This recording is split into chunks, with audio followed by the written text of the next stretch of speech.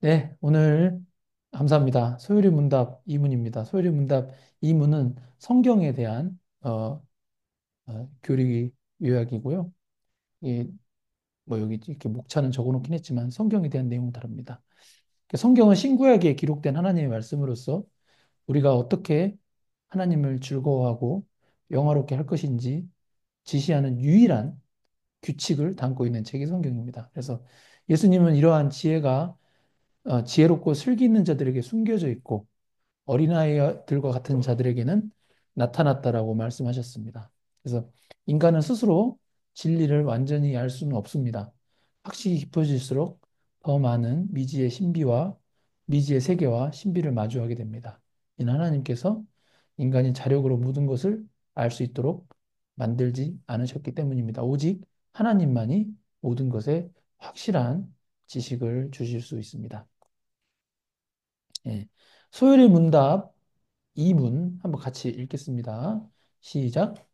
하나님께서 무슨 규칙을 우리에게 주사 어떻게 자기를 영화롭게 하고 즐거워할 것을 지시하셨습니까? 제가 혼자 한번 다시 읽어드릴게요. 중요한 질문이니까. 하나님께서 무슨 규칙을 우리에게 주사 어떻게 하나님을, 그죠? 자기를 영화롭게 하고 즐거워할 것을 지시하셨습니까?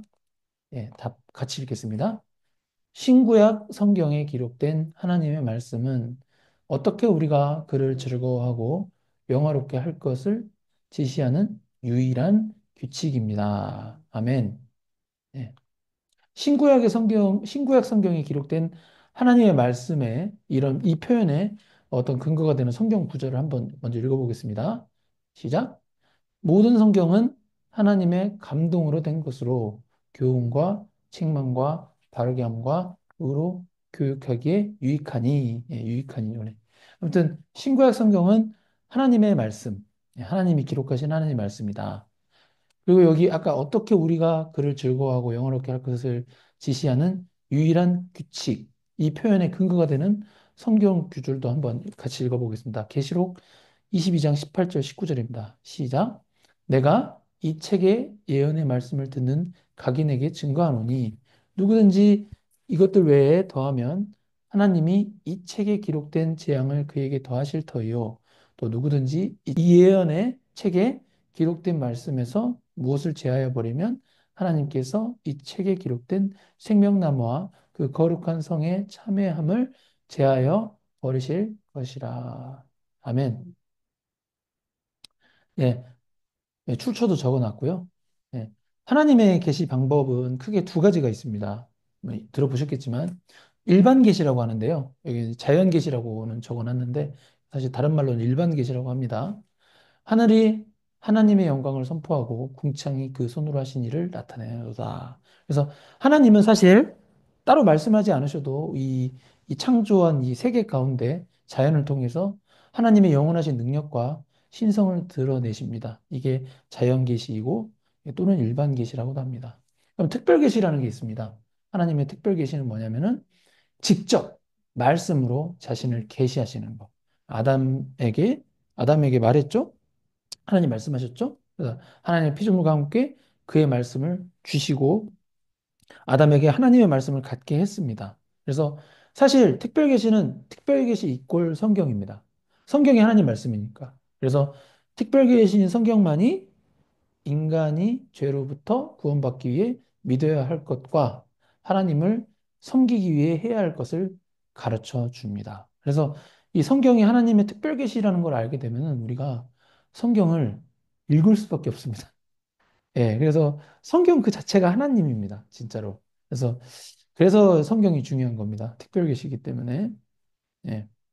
아담이 범죄했을 때, 근데 이제 아담이 죄로 타락하고 나서 범죄했잖아요. 예, 근데 이제 타락하고 나서는 그때는 죄인으로서 하나님의 말씀도 거절해 버립니다. 그 결과 아담과 그의 모든 후손들, 우리를 포함한 모든 인간적 후손들은 예수 그리스도를 통한 구원에 이르는 자들 외에는 흑암 속에서 헤매게 되는 것입니다. 그래서 주위에 예수님 안 믿는 분들 다 흑암 가운데 사는 분들이라고 보시면 됩니다. 예. 이는 하나님의 계시가 불완전해서가 아니라 인간이 하나님의 말씀에 빛 없이는 자연의 빛을 이해할 수 없기 때문입니다. 예, 성경에 대한 그러니까 그럼 이제 제가 아까 말씀드렸던 이 성경, 잠깐만요, 빼볼게요. 이렇게 성경이 있는데 이게 지금 하나님 말씀이라고 제가 말씀드렸잖아요.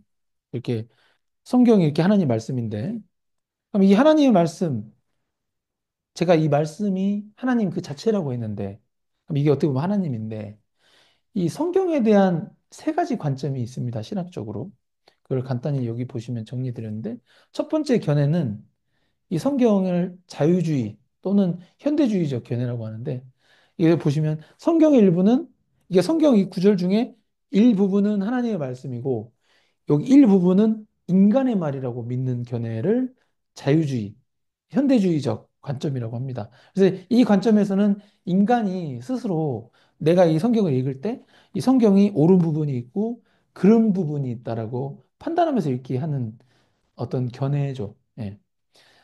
그다음 두 번째 견해는 신정동주의, 신현대주의. 그러니까 이게 현대에서 오면서 만들어진 신학들인데요.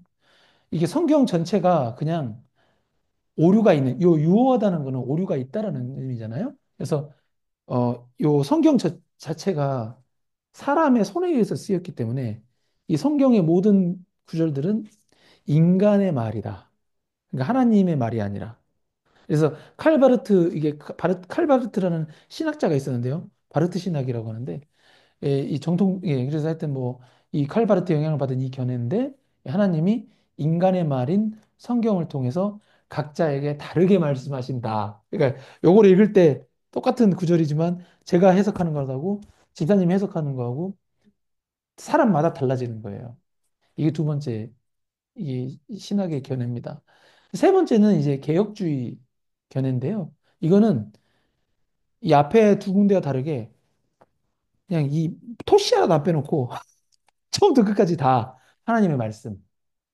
네, 그래서 아까는 요 자유주의, 현대주의 이 견해에 의하면은 일부분은 하나님 말씀이고 일부분은 인간의 말인데 두 번째는 다 인간의 말이다. 근데 개혁주의는 다 그냥 하나님 말씀이다. 네, 그래서 성경의 어떤 부분도 명감되지 않은 곳은 없으며 불신자가 읽더라도 모든 구절은 하나님의 말씀이다. 이게 개혁주의 견해입니다. 그럼 저희 교단은 뭐 이미 아시겠지만 개혁주의 견해를 따르고 있습니다. 그래서 교리문답하고 같아요. 그래서 이 교리문답에서도 이 소요리 문답에서도 가르치는 올바른 의미는 사실 개혁주의 견해입니다. 그래서 요 세 번째 요 견해를 따르고 있고요. 이거는 역사적으로 기독교가 믿어왔던 견해고요. 그리고 성경 전체가 하나님의 말씀임을 인정합니다. 그래서 저희 교단도 개혁주의 견해고 오늘 주일 설교도 창세기 36장 가지고 했는데 저는 36장을 다 하나님의 말씀이라고 설교했잖아요. 그래서 이 견해를 따르기 때문에 그렇습니다. 그럼 성경의 세 가지 특성을 한번 살펴보겠습니다. 첫 번째는 우리는 개혁주의 견해를 따르니까 무오하다. 그러니까 오류가 없다. 그러니까 성경이 말한 것은 모두 진리다. 이는 문맥이나 말들의 상황을 고려하여 성경의 모든 진술이 오류가 없음을 의미한다. 그래서 성경 전체를 읽고 그 의미를 이해할 때 우리는 성경의 모든 진술이 무오함을 알 수 있습니다. 이게 그 개혁주의의 견해입니다. 그래서 오늘 아침에 주일 설교에서도 창세기 36장과 창세기 32장, 33장을 비교해 봤을 때 딱 그 문자적으로만 봤을 때는 뭔가 모순적으로 보이지만 이게 그냥 이 개혁주의 견해에 따라서 성령 하나님께서 쓰신 하나님의 말씀이라고 믿어버리면은 하나님의 관점에서 이게 해석이 되잖아요. 그래서 장간에 오류가 없어지는 거죠. 그 아이러니한 것도 없고. 예. 그래서 그리고 이제 두 번째 성경의 특징은 명료하다. 그래서 성경은 평범한 사람들이 이해할 수 있도록 기록되어 있습니다. 그래서 하나님은 어린아이들에게까지도 직접 말씀하셨고요. 예. 그리고 어린아이가 이해할 수 있다라고 말씀하셨죠. 예. 물론 이제 성경에 어려운 부분이 있을 수는 있습니다. 오늘 참 좋은 예인데 36장 보면은 계속 사람들 말만 나오니까 이해하기가 어렵잖아요. 근데 뭐 성령님께서 또 구원에 필요한 것들을 충분히 이해할 수 있도록 이렇게 분명하게 이해할 수 있도록 도와주십니다. 또 그래서 저 같은 설교자가 있는 거고요. 세 번째 특징은 이제 충족성입니다. 사실 성경은 우리가 필요한 막 모든 정보를 다 담고 있진 않아요. 근데 성경의 목적은 구원이잖아요. 그래서 구원을 위해서 알아야 할 그 정보들은 이 성경에 다 있습니다, 사실. 그래서 성경 외에 그 어떤 것도 필요하지 않습니다. 구원을 위해서 알아야 할 진리들은요. 그래서 예수님은 성경만으로도 구원에 이룰 수 있다라는 충분하다. 이렇게 말씀하셨고, 성경은 모든 선한 일을 하기에 온전하다라고 이렇게 또 말씀하고 있습니다. 그럼 이제 성경의 중요성은 이제 아셨잖아요? 그러면 이제 성경을 대하는 우리의 자세는 어떻게 돼야 되냐? 먼저 첫 번째는 당연히 성경의 권위를 인정해야겠죠. 그래서 우리는 개혁주의 신학을 따르기 때문에 성경은 하나님의 말씀으로서 최고의 권위를 갖는다. 그럼 우리는 성경이 우리의 삶과 신앙의 유일한 규칙이라는 것을 먼저 인정해야 하겠습니다. 이게 성경의 권위가 인정이 되면은 성경을 알아야죠. 그죠? 그래서 성경 연구가 필요한 겁니다. 그래서 우리 개개인은 물론 이제 제가 이렇게 또 주일날 예배를 해드리지만 어찌됐건 개개인이 성경을 읽고 연구함으로써 요 교리문답의 가르침이 올바르다고 입증됨을 항상 확신해야 합니다. 그래서 이를 통해서 우리의 신앙은 인정될 수 있고 안전하게 됩니다. 그 다음에 세 번째로는 이제 성경 연구를 했으면 그 성경 말씀에 따라 살아야겠죠? 성경 중심의 삶. 그래서 성경은 우리가 어떻게 하나님을 영화롭게 하고 영원히 그를 즐거워하실 할 것인가를 지시하는 유일한 규칙입니다. 이 하나님을 영화롭게 하고 영원히 그를 즐거워하는 것은 저번 주일날 했던 소요리 문답의 1문답이었거든요.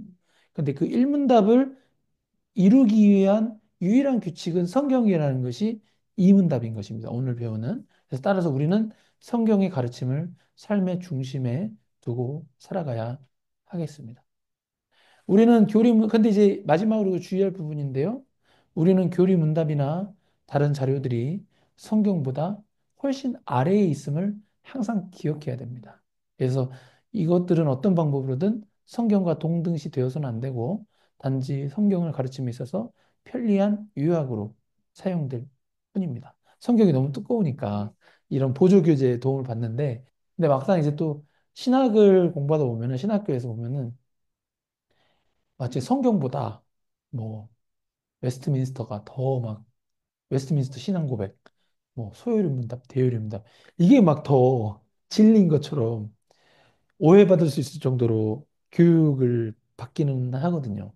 근데 이제 그거는 이제 신학교에서는 어 신학적인 교리를 다져줘야 되니까 그렇게 하는 거지. 사실은 이 성경이 진리고 이런 소요리 문답은 그냥 참고 네, 간단하게 그 정도로만 항상 스탠스를 가져주세요. 네.